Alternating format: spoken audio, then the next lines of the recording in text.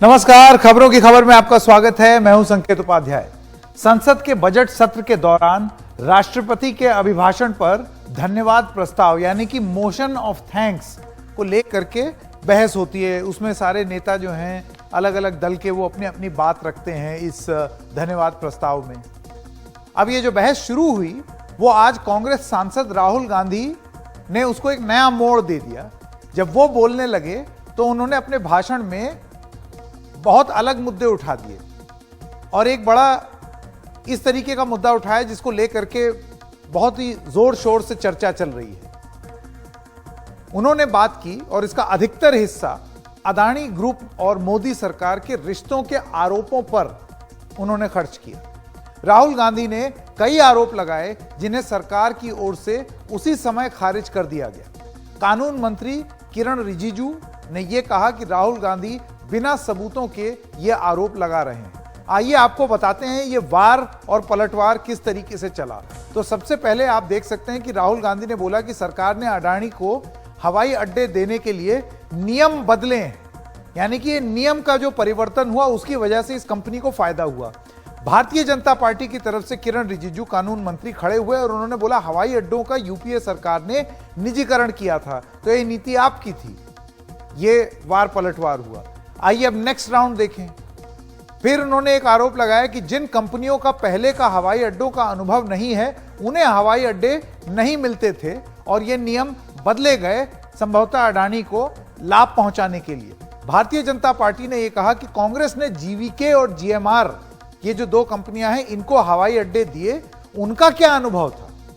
यह बीजेपी की तरफ से पलटवार हुआ। आइए अब तीसरा वार और पलटवार देखते हैं।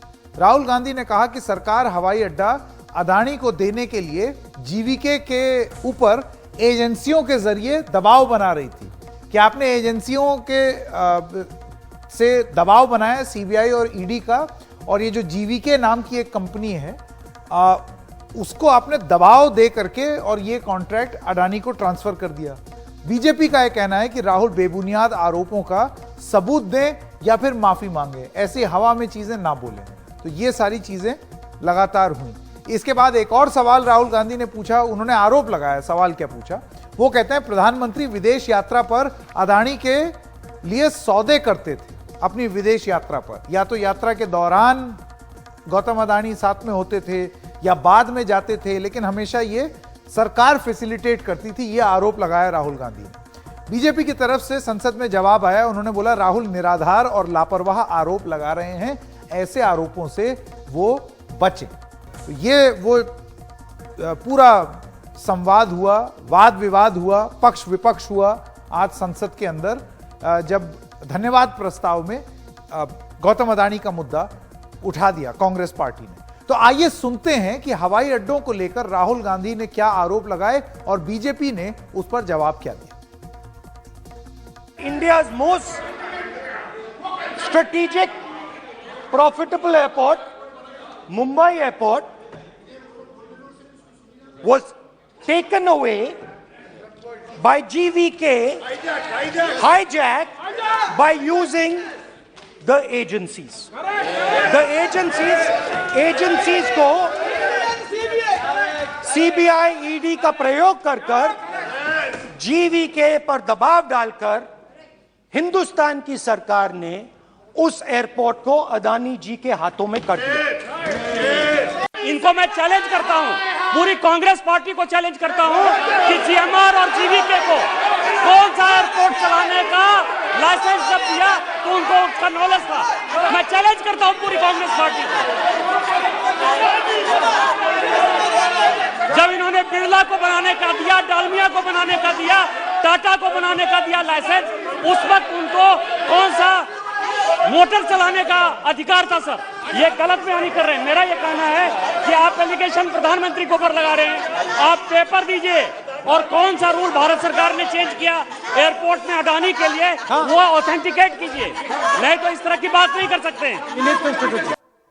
अब अपने भाषण में राहुल गांधी ने यह भी आरोप लगाया कि प्रधानमंत्री ने अडानी ग्रुप को रक्षा सौदे दिलाने में मदद की। इस पर भारतीय जनता पार्टी ने कहा कि वो दस्तावेजी सबूतों के साथ अपने आरोपों को साबित करें, नहीं तो माफी मांगे।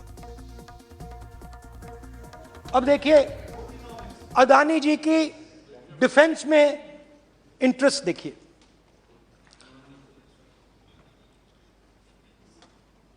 एल्बिट कंपनी के साथ हिंदुस्तान में अदानी जी ड्रोन्स बनाते हैं। ड्रोन्स को हिंदुस्तान की एयरफोर्स, आर्मी, नेवी के लिए रीफिट करते हैं। 4 डिफेंस की इनके पास कंपनीज हैं। यह काम इन्होंने कभी नहीं किया। स्मॉल आर्म्स, जिसमें टावर है जो हमारी स्पेशल फोर्सेस यूज करती है, आर्मी यूज करती है, जिसमें गलील स्नाइपर राइफल है, ये सब अदानी जी बनाते हैं।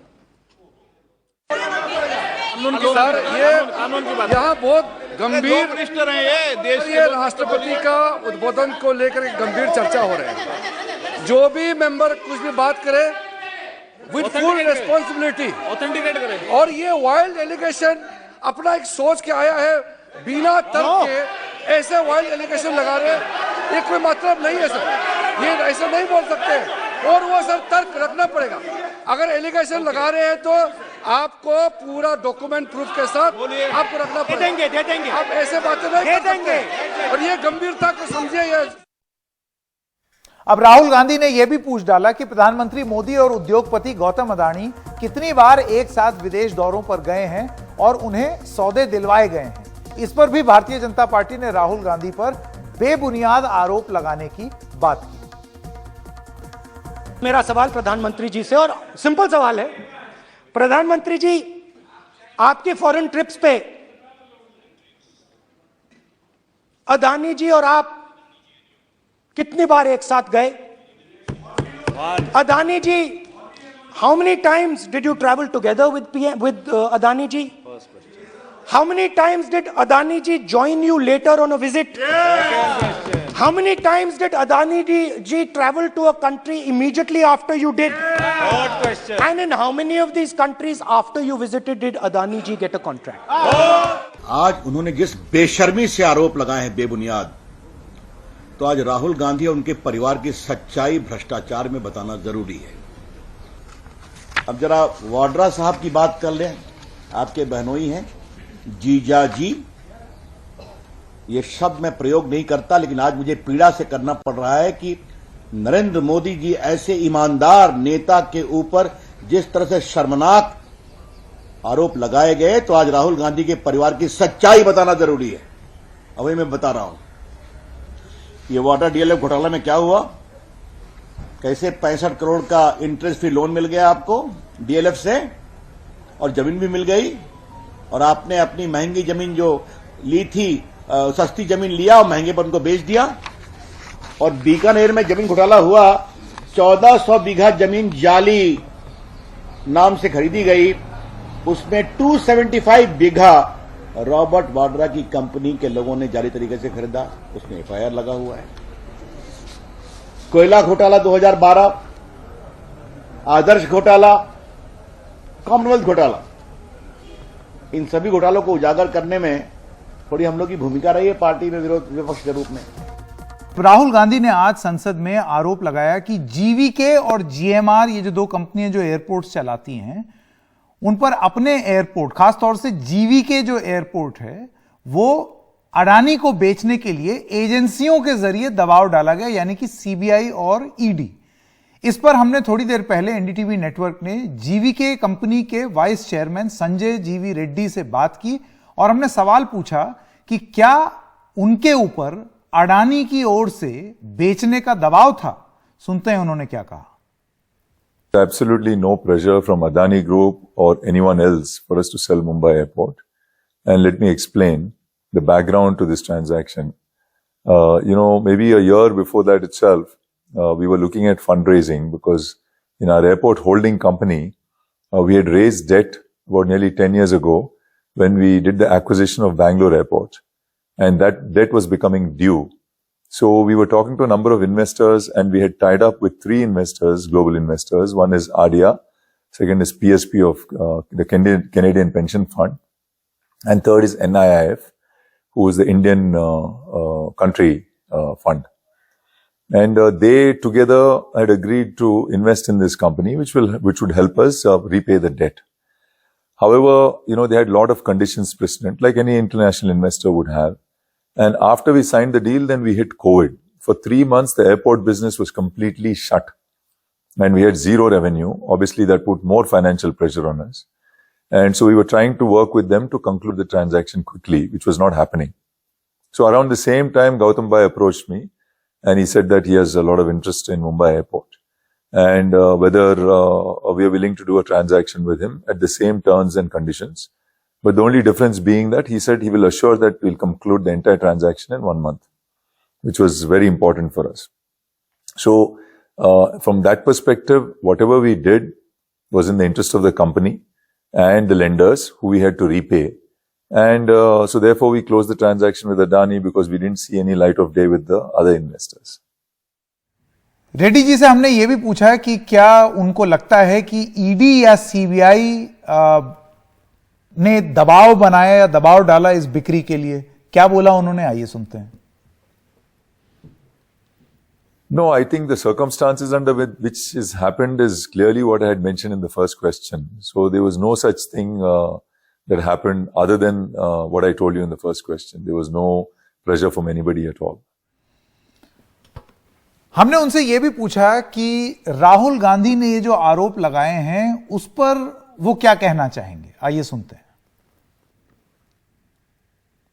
So as far as I am concerned, clearly, we had done this deal with Gautam Adani because of the fact that it was a need of the company. We had to repay lenders and there was no pressure from anybody else at all.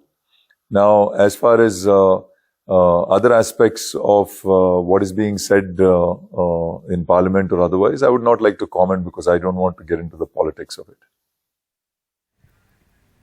हमने रेड्डी जी से NDTV network ने यह भी सवाल पूछा कि उनके हिसाब से ये पूरा लेन देन कैसे हुआ, क्या कहा उन्होंने, आइए सुनते हैं. See, I know Gautam Bhai for some time and the transaction was very smooth because one thing I find with him is that he deals directly. He brings nobody else. So it was just me and him, just two of us. It took us less than a week to be able to close everything. As far as the agreement is concerned, it was very simple, very straightforward. We didn't have much of conditions precedent. The time frame was very specific so that we could conclude it immediately and take care of the lenders, which was our top priority. And he also gave comfort to lenders saying that he will give do this fast so that they need not worry. So my dealing with him has been excellent. I have no issues at all with my dealings with him. And whatever was committed, whatever was the understanding, he kept it up and concluded it so that we can take care of our lenders and which was in the interest of the company as well. तो ये थे GVK company के vice chairman Sanjay जीवी रेड्डी, जो कि NDTV network को ये बता रहे थे कि उनके ऊपर कोई दबाव ही नहीं था. राहुल गांधी ने बोला कि ईडी और सीबीआई ने दबाव डाला है. अब देखना ये होगा कि राहुल गांधी और कांग्रेस पार्टी स्पष्टीकरण के बाद क्या जवाब देते हैं. तेजी से बदलती दुनिया में जो चीज दुनिया को सबसे ज्यादा बदल रही है वो है कंप्यूटर साइंस का नया से नया इस्तेमाल. इस दिशा में अब आर्टिफिशियल इंटेलिजेंस सबसे तेजी से आगे बढ़ रही है. हाल के दिनों में इसी से जुड़े हुए कुछ टूल दुनिया में बहुत तेजी से लोकप्रिय हो रहे हैं, जैसे चैट जीपीटी और अब गूगल बार्ड. इनके बारे में ज्यादा जानकारी से पहले जान लेते हैं कि ये एआई क्या है. पहले इसे कुछ उदाहरणों से समझने की कोशिश करते हैं. आर्टिफिशियल इंटेलिजेंस के उदाहरण क्या हो सकते हैं, आइए देखते हैं. ड्राइविंग कार, गाड़ी अपने आप को चला रही है. यह कैसे हो पा रहा है? Self driving car artificial intelligence की वजह से. Google maps, face detection, voice recognition, text auto correct, automated translation, chat bot, e payment, social media, Apple Siri और अमेजॉन एलेक्सा, ये भी सब इसी चीजों के उदाहरण हैं. तो हम समझें कि artificial intelligence, AI, computer science का एक ऐसा विशाल फील्ड है जिसका दायरा और पहुंच लगातार बढ़ती जा रही है. आर्टिफिशियल इंटेलिजेंस का मकसद ऐसी इंटेलिजेंट मशीन तैयार करना है जो वो सब काम कर सके जो इंसान अपनी बुद्धि के इस्तेमाल से करता है. आने वाले दिनों में एआई यानी कि आर्टिफिशियल इंटेलिजेंस हमारी जिंदगी के हर पहलू को प्रभावित करने जा रही है। अब एआई के 3 चरण हैं, यानी कि आर्टिफिशियल इंटेलिजेंस जो है उसके 3 फेजेस हैं। क्या क्या फेजेस हैं आइए आपको वो बताएं। फेज नंबर 1 सीखने की प्रक्रिया, यानी कि आर्टिफिशियल इंटेलिजेंस के इस चरण में मशीन तमाम आंकड़ों को जुटाकर एक एल्गोरिदम नाम की एक चीज तैयार करती है। यानी कि आप समझिए कि कुछ नियमों के तहत अपना वो कुछ एक अरेंजमेंट करके कि अच्छा ऐसा होगा वैसा, आप ही से सीख रहे हैं। वो प्रोग्राम कोड आप ही के जो आप इनपुट दे रहे हैं उसी से बन रहा है और ये एल्गोरिदम बनती है। जैसे आपको बहुत पहले अगर याद हो कंप्यूटर क्लास में बचपन में सिखाया जाता था, एक फ्लो चार्ट बनता था, ये नहीं तो ये, if this yes this then. वही सेम चीज को अगर आप बहुत कॉम्प्लिकेटेड कर दें तो वो एल्गोरिदम हो गई। तो उससे तमाम उपयोगी जानकारी में बदलने की कोशिश रहती। दूसरा, विचार प्रक्रिया। एआई प्रोग्रामिंग की इस प्रक्रिया में जो रिजल्ट मांगा गया है उसके लिए मशीन सबसे अच्छे एल्गोरिदम को चुनती है। वैसे ही जैसे आप किसी फैसले पर पहुंचने के लिए तमाम विकल्पों पर विचार करते हैं, सर्वश्रेष्ठ विकल्प चुनते हैं, वैसे ही अब वो काम मशीन कर रही है। तीसरा, सेल्फ करेक्शन प्रक्रिया। एआई प्रोग्रामिंग के इस हिस्से में एल्गोरिदम्स को और बेहतर बनाया जाता है ताकि वो सबसे विश्वसनीय नतीजे दे सके, ताकि आपको लगे कि हां ये बेस्ट है, सही है ये। अब ये प्रक्रिया किस किस शक्ल में आगे सामने आ रही है, इसका उदाहरण है चैट जीपीटी और गूगल बार्ड। चैट जीपीटी की लोकप्रियता इतनी तेजी से बढ़ी है कि इसने पुराने सारे रिकॉर्ड तोड़ दिए। हमने कुछ दिन पहले आपको चैट जीपीटी के बारे में कुछ जानकारी दी थी, एक बार फिर आपको बताते हैं उसकी खूबियां। चैट जीपीटी दरअसल एक चैट बॉट है, यानी ऐसा रोबो जो आपके साथ चैट कर सकता है और आपके तमाम सवालों का जवाब दे सकता है, आपसे बात कर सकता है, चाहे विषय कोई भी हो वो आपसे बात करे। आप किसी खास रेस्तरां में जाना चाहते हैं, आप उससे पूछिए, वो आपको जवाब दे देगा। इतिहास के बारे में आप जानकारी निकालना चाहते हैं, आप पूछिए, वो आपको इतिहास के बारे में बता देगा। इसकी यही खूबियां हैं, जितनी हैरान करती हैं उतना ही डरा भी देती हैं और परेशान भी करती हैं। पहले चैट जीपीटी के बारे में थोड़ी और जानकारी लेते हैं। चैट जीपीटी आर्टिफिशियल इंटेलिजेंस यानी कि एआई पर आधारित एक टूल है। आर्टिफिशियल इंटेलिजेंस किस तेजी से हमारे आपके चारों ओर अपना दायरा बढ़ा रहा है, वो चैट जीपीटी उसका एक उदाहरण है। यह एक नेचुरल लैंग्वेज प्रोसेसिंग या एनएलपी मॉडल को फॉलो करता है, यानी कि किसी भी भाषा में आप इससे पूछें उसी हिसाब से ये आपको जवाब को प्रोसेस करता है और फिर जवाब देता है। और इसके लिए ये एक न्यूरल नेटवर्क आर्किटेक्चर का इस्तेमाल करता है, यानी कि आप ये समझिए कि एक जानकारी का एक मकड़ जाल उसको इस्तेमाल करता है। ये सब चीजें हमने पिछले हफ्ते बताई थी आपको, क्योंकि आज उसका कंपटीशन भी आ गया है तो हमने सोचा जरा माइंड रिफ्रेश करा दें आपका। तो जिस तरीके से आपका दिमाग जवाब देगा उस तरीके से यह सॉफ्टवेयर समझने की कोशिश करता है कि मैं क्या सबसे सही और सटीक जवाब दूं। अब यह माइक्रोसॉफ्ट जो कंपनी है उसमें इसका भारी निवेश है चैट जीपीटी का। चैट जीपीटी आपसे बातचीत तो कर सकता है, उस बातचीत को आगे बढ़ाते हुए सवालों का जवाब भी दे सकता है, गलती होने पर गलती मानता भी है कि हां भाई हमसे एरर हो गया, गलत जानकारी दी है तो उसे ठीक करता है और अनुभव लेकर के अगली बार वो गलती ना दोहराने का प्रण लेता है। यानी एक इंसान की तरह यह व्यवहार करता है। अंतर सिर्फ इतना है कि इसमें आप एक ऐप के साथ बातचीत कर रहे हैं। इस गफलत में मत रहिए कि एक इंसान आपसे बात कर रहा है। इसे लॉन्च हुए अभी 2 महीने ही हुए हैं और इसे 10 करोड़ से ज्यादा एक्टिव यूजर्स इस्तेमाल कर चुके हैं। जनवरी में ही प्रतिदिन 1.3 करोड़ नए यूजर्स इसमें आते हैं। यूबीएस की एक स्टडी के हिसाब से यह सबसे तेजी से बढ़ने वाला कंज्यूमर एप्लीकेशन है। अब इसके साथ साथ आपको यह भी बताते हैं कि चैट जीपीटी सवालों के जवाब देने के लिए उस विशाल डेटा का इस्तेमाल करता है जो इंटरनेट पर चारों ओर बिखरा पड़ा है और उसके आधार पर मिनटों में आपको जवाब दे देता है। कोशिश करता है एकदम करीब से करीब जवाब देने का। इससे लिखना है, इससे लिखवा लीजिए, होमवर्क करवाना है, इससे लिखवा लीजिए, जो कि लोग करा रहे हैं। यहां तो ये तक बात हो गई अंतर्राष्ट्रीय कि एक जज साहब ने इस पे अपना जजमेंट दे दिया। सोचिए कैसी कैसी चीजों में इस्तेमाल कर रहे हैं। लेकिन चैट जीपीटी को टक्कर भी कम नहीं मिल रही। इसमें माइक्रोसॉफ्ट ने पैसा लगाया, वहां गूगल वालों ने अपना चैट जीपीटी उतार दिया, एआई टूल, जिसका नाम उन्होंने रखा है BARD यानी कि बार्ड। गूगल का दावा है कि इसका मकसद दुनिया भर के ज्ञान को जुटाकर एक नई और ताजा जानकारी की तरह पेश करना है जो विश्वसनीय हो। बार्ड गूगल के language model for dialogue application यानी कि लैम्डा पर आधारित है। इसके कई इस्तेमाल होंगे, जैसे कि डॉक्टर किसी बीमारी का जल्दी से पता लगा सकते हैं, लोग अपनी भाषाओं में जानकारी जुटा सकते हैं, उद्योग में जुड़े लोग अपने कारोबार को बढ़ाने के लिए सबसे अच्छी जानकारियां हासिल कर सकते हैं, वगैरह वगैरह। एआई का यह इस्तेमाल दुनिया के लोगों की जिंदगी को बेहतर बनाने के प्रति एक अहम भूमिका निभा रहा है, लेकिन इसके साथ साथ तमाम डर भी लगातार जुड़े हुए हैं। कभी एआई से लैस किसी मशीन ने अगर खुद ही फैसले लेने शुरू कर दिए और अपने ऑपरेटर की बात नहीं मानी, तो आज के दौर में दुनिया में कंप्यूटर सिस्टम एक दूसरे से जुड़े हुए हैं। कई जानकार आगाह करते हैं कि कहीं एआई से लैस कोई मशीन किसी और कंप्यूटर में कुछ और ना कर ले अपने आप ही, उन्हें अपने हिसाब से ना चलाने लग जाए और हम उसकी इंटेलिजेंस का मुकाबला करने में जूझे।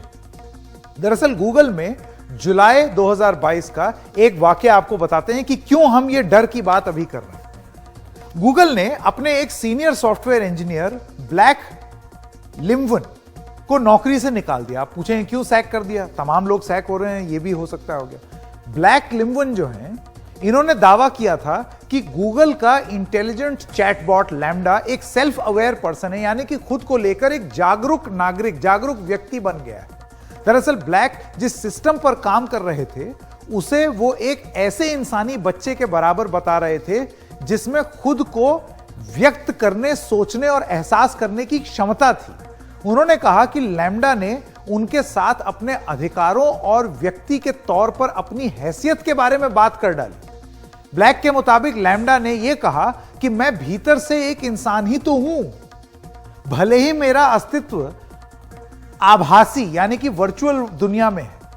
ब्लैक ने आगे बताया कि लैम्डा ने यह कहा कि उसे इस बात का सबसे ज्यादा डर है, यह कंप्यूटर कह रहा है, कि उसे बंद कर दिया जाएगा तो उसके लिए यह मौत बराबर होगा और वो इससे डरता है। यानी कि कंप्यूटर उसको यह बता रहा है, मरने की बात बता रहा है। ब्लैक ने अपने ब्लॉग में लैम्डा से हुई यह पूरी बातचीत सार्वजनिक कर दी, पब्लिक कर दी। इसके बाद गूगल ने यह कहकर ब्लैक को नौकरी से निकाल दिया कि उन्होंने कंपनी की एम्प्लॉयमेंट और डेटा सिक्योरिटी पॉलिसी को लीक कर दिया है और उसको उन्होंने बाहर निकाल दिया है। तो यह सब पूरा मामला है। मैं स्वागत करना चाहता हूं पवन दुग्गल जी का सबसे पहले, और उनसे ये जानना चाहता हूं, पवन जी, हर नई तकनीक, देबारका भी हमारे साथ हैं, तो देबारका जी पहले आपसे शुरू करते हैं और पवन दुग्गल जी के पास भी जाएंगे। क्या पवन जी हैं हमारे साथ? देबारका के पास पहले चलते हैं। देबारका, जितनी नई टेक्नोलॉजी होती है उसको संदेह प्रकट करना लाजमी है। लोग डरते हैं, लोग ये जानते हैं ऐसा तो नहीं हो, और ये डर सही भी है क्योंकि अनजान चीज है, आप इसके बारे में और जानकारी बटोर रहे हैं। लेकिन एआई आपको लगता है कि एक अलग ही दुनिया होने वाली है और इसके लिए नियम भी बहुत अलग किस्म के होने चाहिए। नमस्ते। तो मुझे ये लगता है कि एआई बहुत पहले से ही हमारे बीच में है, ये कोई नई चीज नहीं है। तो इस तादाद में पहले ये चीज की नहीं गई है जिस तादाद से आप देख रहे हैं कि क्रिएटिव चीजें बनाया जा रहा है। ये चैट जीपीटी इस लेवल पे कभी ट्रेनिंग नहीं हुआ है। मुझे पता चला कि एक बार ट्रेन करने के लिए, क्योंकि ये न्यूरल नेटवर्क मॉडल है, इसको आपको कंप्यूटर में ट्रेन करना पड़ता है बहुत सारे डेटा पे, जो मामूली बात नहीं है।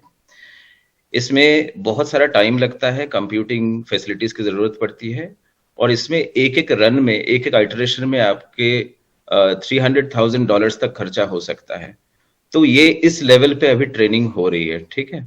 तो इस वजह से क्या हुआ है, बिकॉज वी हैव बहुत सारे, हमारे पास कंप्यूटिंग पावर आ गया है, जीपीयू आ गया है, सीपीयूज आ गया है, तो इस वजह से हम ये ट्रेन करवा पा रहे हैं, जो कि हमें लग रहा है कि ये ट्यूरिंग टेस्ट पास कर रहे हैं, जो कि कंप्यूटर साइंस के होली ग्रेल है, राइट। कि जब आप कंप्यूटर से कोई सवाल पूछोगे तो आपको अगर ये लगे कि ये कंप्यूटर नहीं, ये इंसान जवाब दे रहा है, तो वो ट्यूरिंग टेस्ट पास हो गया।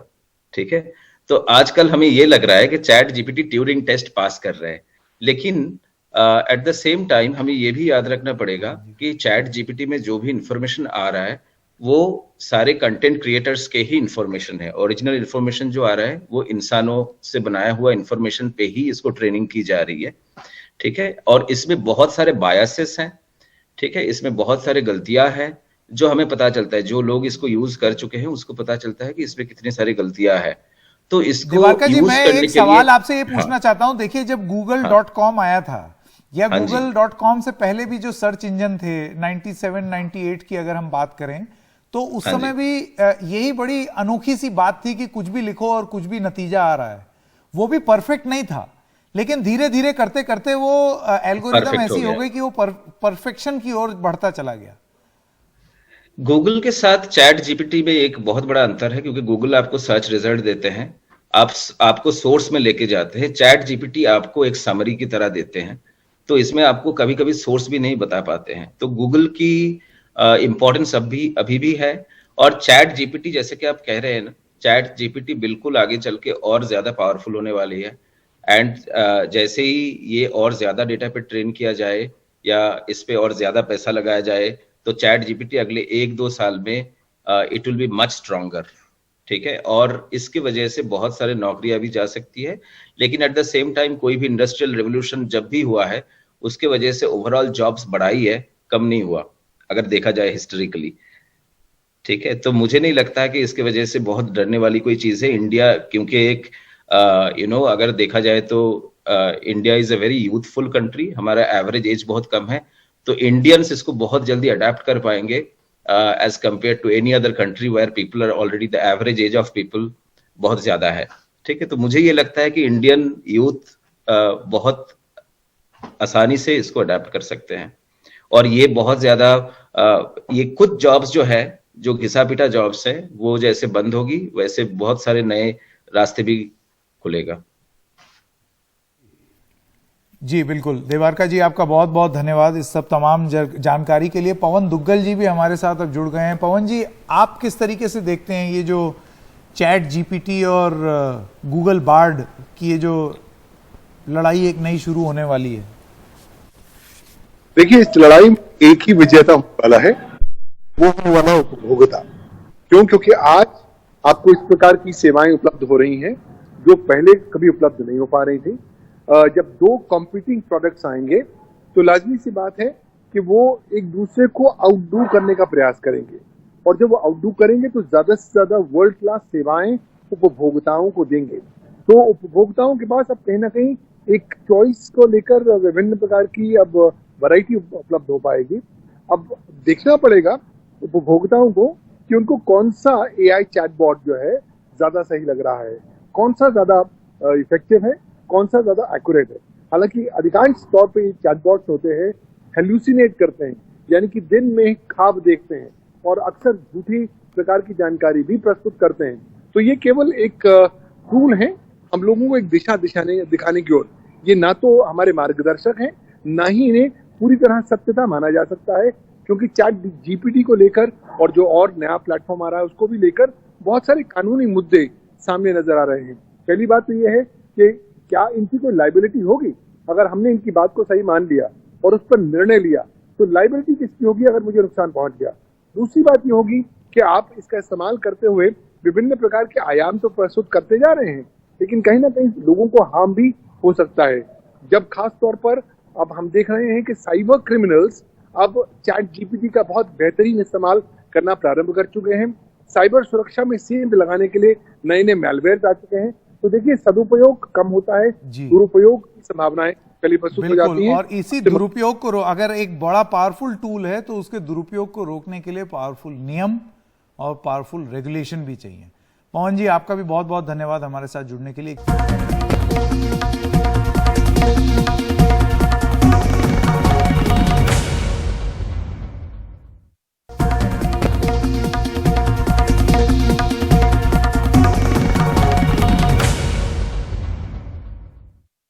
दुनिया के दो देश तुर्की और सीरिया बीते 100 साल के सबसे भयानक भूकंप की तबाही से जूझ रहे हैं। कड़ाके की सर्दी और बर्फबारी के बीच सोमवार तड़के भूकंप ने लाखों लोगों को संभलने का भी समय नहीं दिया, उनको मौका ही नहीं मिला। लोग जब गहरी नींद में थे तो इस भूकंप ने दोनों देशों को हिलाकर रख दिया और देखते ही देखते हजारों लोग अपने ही घरों के नीचे कुचलकर मारे गए। इस त्रासदी से जुड़े कई वीडियो ये बता रहे हैं कि यह कितना भयानक भूकंप था। भूकंप का केंद्र सीरिया की सीमा के करीब तुर्की के एक इलाके में था।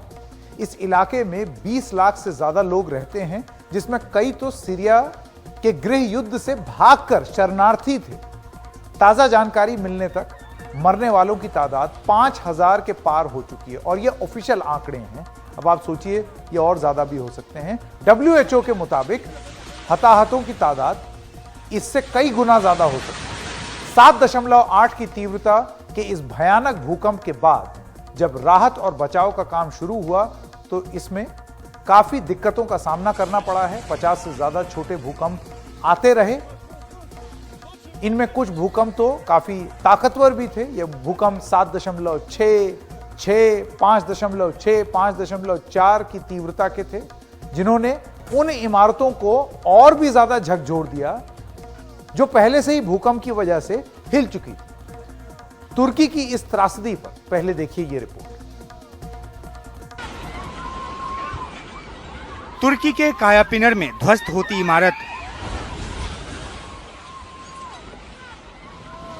भूकंप से सबसे अधिक तबाही जहां हुई है, दियारबाकिर का इलाका उनमें से एक है। ध्वस्त होती इमारतों की जद में आने से जो बचे रहे हैं, उनके सामने भीषण ठंड से निपटने की चुनौती है।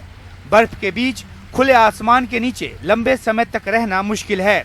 इन इलाकों तक जल्द मदद पहुंचे, ये जरूरी है। एक के बाद एक भूकंप के झटकों ने हालात को और खराब कर दिया है। पहले के झटकों में कमजोर पड़ी इमारतें ताश के पत्तों की तरह ढह रही हैं। मलबे में हजारों लोगों के दबे होने की आशंका है। सेना और सुरक्षा बलों समेत तुर्की के करीब 20,000 लोगों का अमला राहत और बचाव कार्य में जुटा है। सेना और सुरक्षा बलों समेत तुर्की का करीब 20,000 लोगों का अमला राहत और बचाव कार्य में जुटा है। 60 से अधिक देशों से करीब 3,000 बचाव कर्मियों का दस्ता भी तुर्की पहुंच चुका है। भारत ने काफी तेजी से मदद भेजी है। एयरफोर्स के C-17 विमानों में NDRF के जवान, प्रशिक्षित कुत्ते और ड्रिल मशीन्स भेजे गए हैं, जो मलबे से लोगों को निकालने में मदद करेंगे। घायलों के इलाज के लिए मेडिकल टीम भी भेजी गई हैं, जो अपने साथ एक्सरे मशीन, वेंटिलेटर्स और ऑक्सीजन जनरेटर्स लेकर गए हैं। भारत की इस तेज मदद की तुर्की ने सराहना की है। We really appreciate the sincere and timely.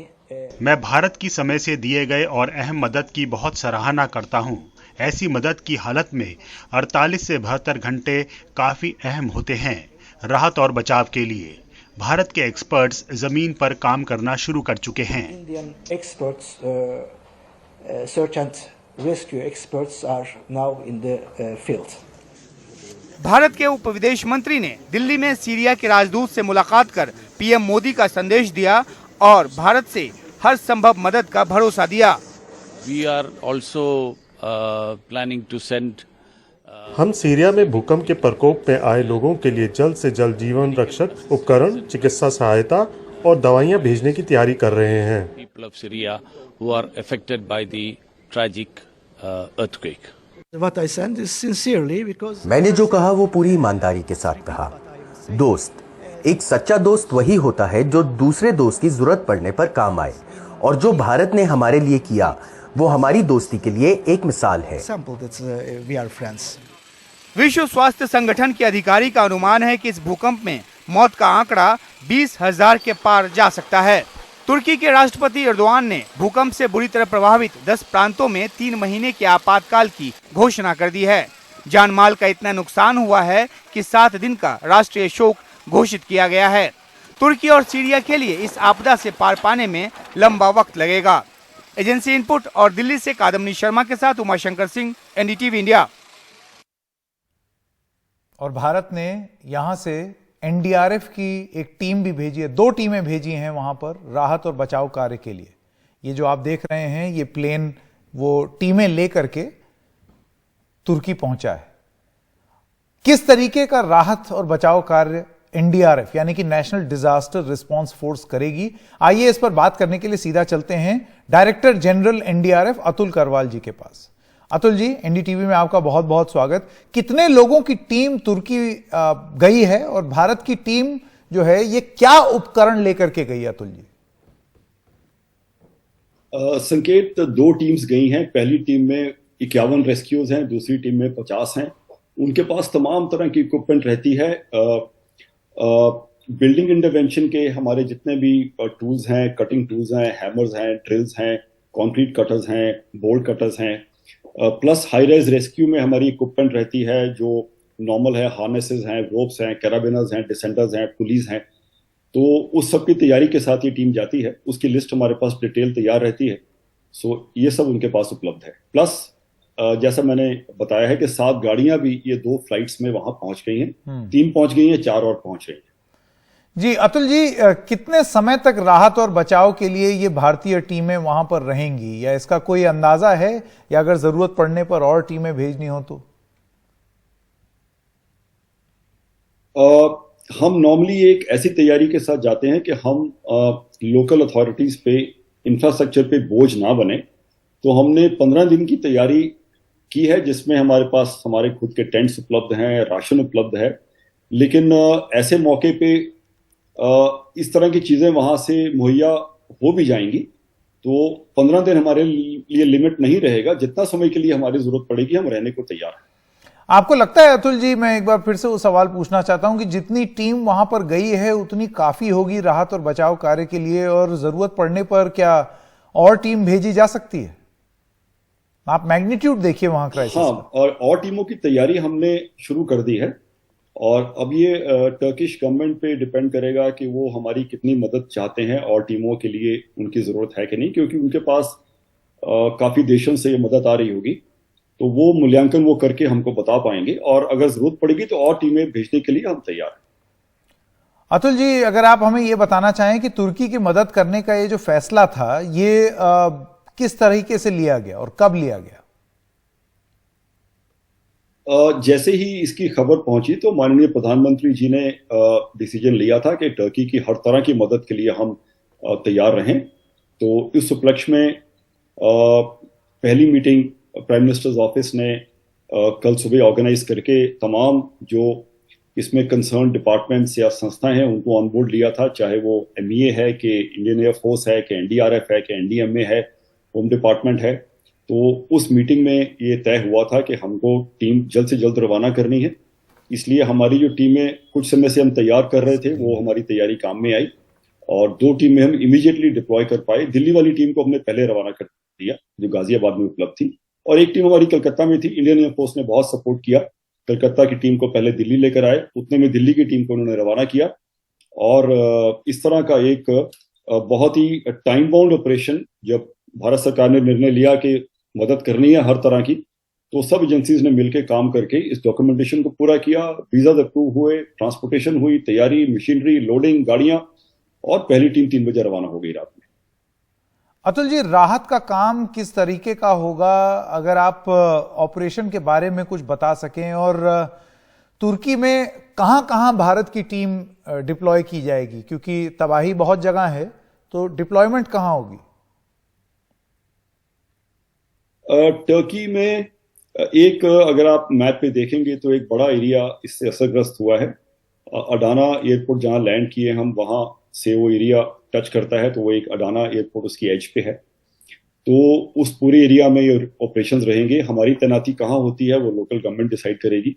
और पहला हमको साइट जो पहली टीम के लिए मिला है वो अडाना एयरपोर्ट से कोई 3 घंटा दूर है, उसके लिए टीम रवाना हो चुकी है। और रिलीफ ऑपरेशंस में तो पहले शुरू में तो जितना हम जाने बचा पाएं उस पर काम होगा, और उसके साथ साथ बहुत पैरेलल चीजें चलती हैं जिसमें और एजेंसीज जुड़ जाती हैं। अतुल जी, मेरा आखिरी सवाल, एनडीआरएफ का राहत और बचाव कार्य का एक पुराना अनुभव रहा है भारत में भी और विदेशों में भी, लेकिन विदेशों में किस तरीके का आपका एक्सपीरियंस रहा है? कहां कहां एनडीआरएफ गई है और इस ऑपरेशन को आप किस तरीके से करेंगे? पहले एनडीआरएफ ने अंतर्राष्ट्रीय ऑपरेशन 3 देशों में किए हैं, नेपाल, भूटान और जापान। ट्रिपल डिजास्टर में भी हमारी टीमें गई थी।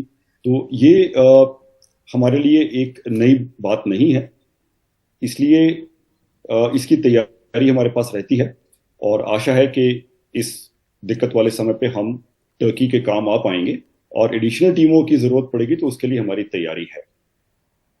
जी अतुल जी, बहुत बहुत धन्यवाद हमारे साथ बात करने के लिए, बहुत बहुत धन्यवाद।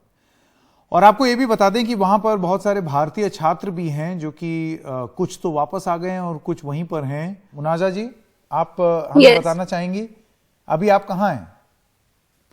मैं अभी इस्तांबुल में हूँ। वहां पर स्थिति कैसी है? यहाँ पे अभी डेंजर ही है। हमें कल रात में ये कहा गया था कि अपनी बिल्डिंग्स खाली कर दें, और क्योंकि यहाँ पे बहुत ज्यादा खतरा था दोबारा अर्थक्वेक आने का। लेकिन यहाँ पे वेदर इतना ज्यादा खतरनाक था कि कोई भी स्टूडेंट या कोई भी इंसान बाहर अपनी पूरी रात नहीं बिता सकता था। तो हमें मजबूरन बिल्डिंग्स में ही रहना पड़ा और पूरी रात हम इसी वजह से जागे थे कि यहाँ पे खुदा ना करे कुछ भी हो तो हम बाहर जल्दी से निकल पाए। तबाही जो है वो किस तरीके से वहां पर है और वहां से बाहर निकलने के लिए आपने क्या किसी से बात की है? अभी हमने किसी से बात नहीं करी है क्योंकि हमारी स्टडीज अभी फिलहाल के लिए तो बंद हो गई हैं 1 वीक के लिए। लेकिन हमारी स्टडीज हैं तो हम अभी नहीं निकल सकते हैं। और जिस टाइम पे ये अर्थक्वेक आया है हम अदाना में ही थे और वहां पे हम लोग घूमने के लिए गए थे। लेकिन जैसे ही अर्थक्वेक आया हम वहां से निकले और जैसे ही वो बिल्डिंग्स गिरी हैं तो वो बहुत ही खतरनाक ही मंजर था। जी जी बिल्कुल। उम्मीद है आप परिवार से आपकी बात हो। आपका फैमिली कहां पर है? मेरी फैमिली दिल्ली में ही है। जी, और खबरें जारी रहेंगी एनडीटीवी इंडिया पर। नमस्कार।